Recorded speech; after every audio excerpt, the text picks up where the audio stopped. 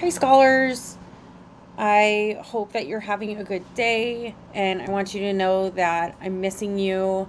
I'm probably having a great time nerding out on teacher stuff, and I will see you on Thursday. But today we're going to continue that outline, and I was hoping to make this video to help make that process easier for you. Um, I have this slide up as a reminder of what our process is. We spent a lot of time engaging in the text, and then we took some time to brainstorm our thoughts and key terms, and then we've started our outline, and that's the process we'll continue. Outlining, the purpose is to just get the thoughts out of your head and onto paper. So it takes a lot of our time and energy. So when we write the first drafts, we've done a lot of the thinking already. In our outline so far, we've looked at the type of writing and we've determined that it's opinion and argumentative because we're using our own opinions in this and our own thoughts about which story or what story matches, if the stories match our definition of suspense or if they're better suited for Alfred Hitchcock's definition of suspense according to his essay, Let Him Play God.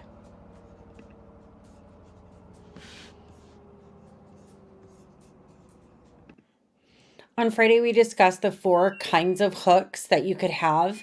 You could ask a question to engage your reader. You could use an anecdote, which is a very, very short story, or you could use an inspirational quote. Thank you to 8 Gold for helping me think of a statistic. That was the fourth one I was missing. You could write a compelling statistic like, did you know that 50% of people who attend the movies go to see whodunits? That's not a true fact. I have no idea if that's real or not, but that's an example. Statistics are numbers that you could use to interest your audience. We took notes about what kind of hook you want, so that should be written in your outline. Maybe not exactly what you're going to say, but the type of hook that you want to use. We also discussed that building context in our essay is very important because we act like nobody has read these stories before. So it's important that they know the information up front to be able to understand your argument. 8 Gold, you're ahead of 8 Blue right now. 8 Blue, I'd like you to pause the video and turn and talk. What are some of the things that somebody would need to know about the texts, all three of them, if they hadn't read it yet? How are we going to build that context? 8 Gold, you're going to continue on. 8 Gold, we discussed these three things, and 8 Blue, we didn't, but I'm hoping that you had this kind of conversation with your colleague, that it's important to build context in the summary of the main idea of all three of those texts, and a summary being like a short sentence. For example, the main idea of Let Him Play God is Alfred Hitchcock wanted to share what his idea of suspense is, since he's known as the master of suspense. We also need to know what your definition of suspense is, because that's part of the argument. What do you think is suspense?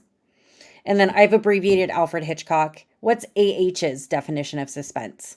That's important to know since you're arguing if those stories match yours or his. So the reader needs to know that.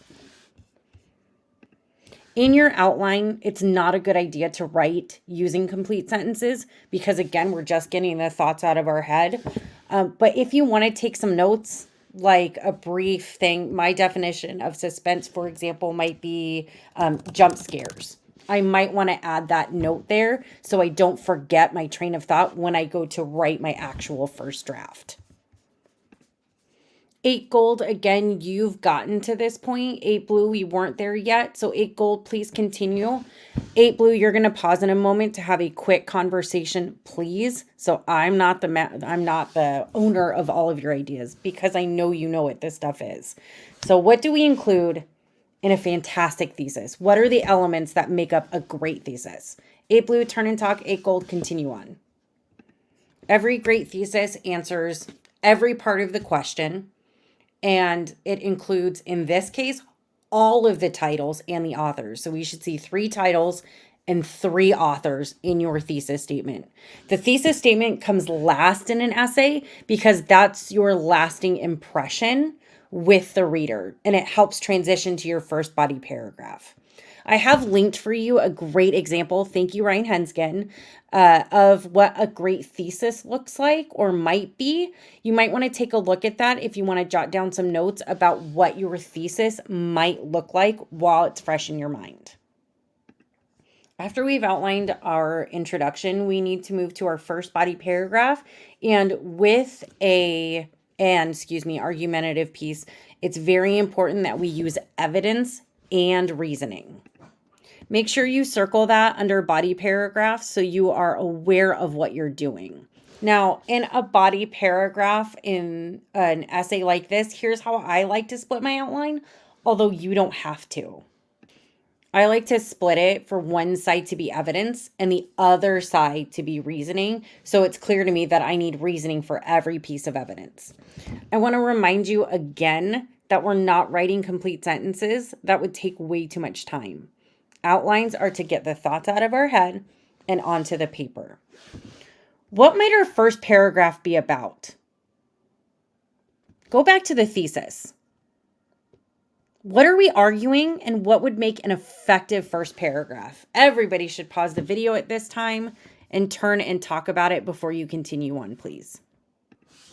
In my essay, I've planned to use the text for my first body paragraph, Sorry, Wrong Number by Lucille Fletcher.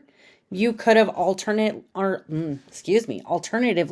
chosen the other text, The Monkey's Paw by W.W. Jacobs. The body paragraph should only be about that text. And the body paragraph should show us a couple of things. It should show us how that story matches your definition or how Alfred Hitchcock's definition, depending what you said in your thesis statement. In an effective short paragraph, which is like our think questions, we need at least 2 pieces of evidence. So in this case, I would definitely not write out the entire piece of evidence, but I would write down the page number. That's probably not the page number. Numbers are hard. And I would write down the paragraph number that you would find that great piece of evidence to show what you mean. And then for reasoning, again, not complete sentences, we are jotting down a few details about how we know that represents your definition of suspense or Alfred Hitchcock's part of suspense. Good reasoning does 2 things. It describes the evidence in your own words, what's going on in that piece of evidence, and then how does that connect with your definition or Alfred Hitchcock's definition. And that should happen after every piece of evidence. And again, in your first body paragraph, there should be a minimum of 2 pieces. That second body paragraph on the next page is also going to provide the same thing. Evidence and reasoning. But this time, we're switching stories. So since I started with Sorry, Wrong Number in my first body paragraph, my second body paragraph should very clearly show the argument for the other text. For me, it would be The Monkey's Paw, but whichever one you start with doesn't matter. Again, I like to split it in 2 pieces, so I know that one side shows evidence and then the other side does the reasoning. Scholars, you have until Wednesday to make sure that you have a very clear outline up to your second body paragraph that's completely ready to go. If you don't have it done by the end of Wednesday, I do expect that to be done for homework and you to come back on Thursday ready to finish up that conclusion. Oh, excuse me, I said the wrong day, I believe. Thursday, you should be ready to start your second paragraph. Okay, I apologize. What I meant to say was you should be back on Thursday, done with your outline for your body paragraphs and ready to outline your conclusion. If you have questions, I fully expect you to email me, and please be patient because I am in a training all day long, but I will get back to you that day. I hope you have a great time on your field trip on Tuesday, and I'll see you on Thursday. Remember to make good choices.